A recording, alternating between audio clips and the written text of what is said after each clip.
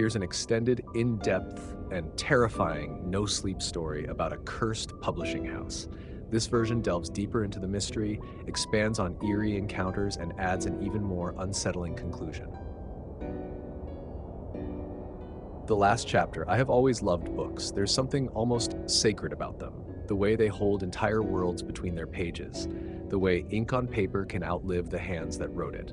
But now, as I sit here staring at the manuscript in front of me, I realize books can also be something else. A trap, a warning, or worse, an invitation. Evermore Publishing. It all started when I got the job at Evermore Publishing. Evermore wasn't like other publishers. It was old, very old. Their offices were in a Gothic-style building downtown, the kind of place that looked like it belonged to another century. Inside, the floors were dark mahogany, the walls lined with towering bookshelves. The air smelled of aged paper and dust, and the entire building had this eerie stillness, even when it was full of people. They told me my job was simple: review manuscripts, recommend the good ones, and reject the bad ones. But on my first day, my boss, Mr. Grayson, gave me one rule.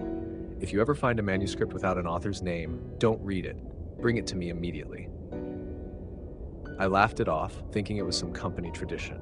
I wish I had listened. The manuscript that shouldn't exist. 3 months into my job, I was working late. The office was empty. The only sound was my fingers tapping against the keyboard. That's when I noticed the folder sitting on my desk. I don't remember leaving it there. It was thick, bound in faded yellow paper. The edges curled like it had been handled for years.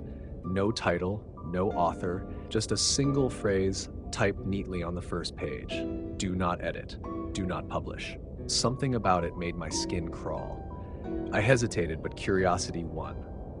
I flipped the page. It was a story about an editor, one who worked late at night reading forgotten manuscripts. My stomach twisted as I read further because the details were too perfect.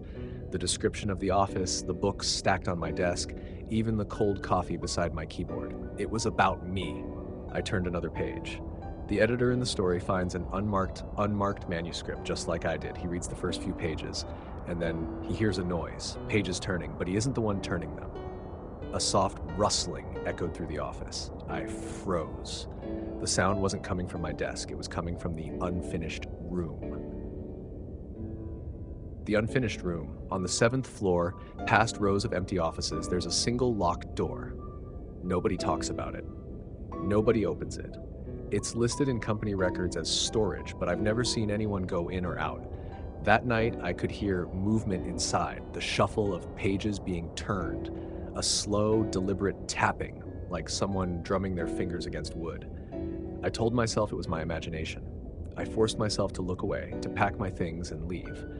But as I turned off my desk lamp, I caught a glimpse in the reflection of my computer screen. A shadow, standing in the doorway, watching me. I ran. You shouldn't have read it. The next morning, I went straight to Mr. Grayson. I expected him to laugh, to say it was some office prank, but when I mentioned the manuscript, his face turned white. You read it? He asked. Only a few pages. He exhaled sharply, rubbing his temples. Listen to me. Don't touch it again. Don't stay late anymore. And whatever you do, his voice dropped to a whisper, do not finish that manuscript.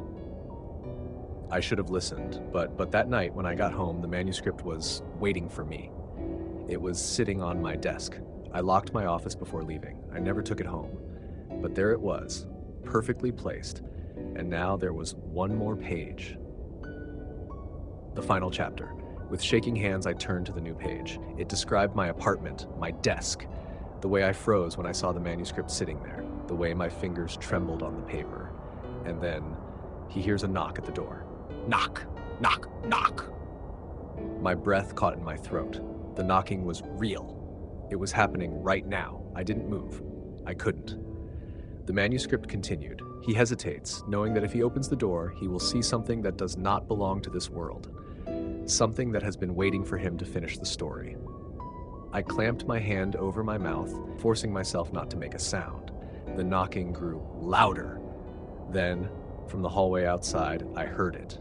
The rustling of pages. Something was on the other side of the door.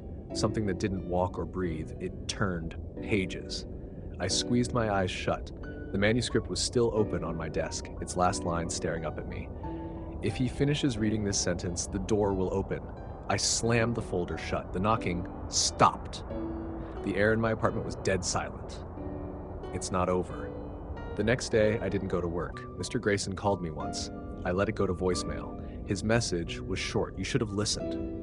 I tried to throw the manuscript away. I burned it. I tore it to shreds. But no matter what I do, it comes back. I wake up and it's there, on my desk, on my kitchen table, once even inside my fridge. And every time I check, there are more pages. I don't read them and I can't. But last night I woke up to find the manuscript open on my bed, and this time the last page had a new sentence. The story isn't finished yet. And at the bottom, written in neat, unfamiliar handwriting, turn the page.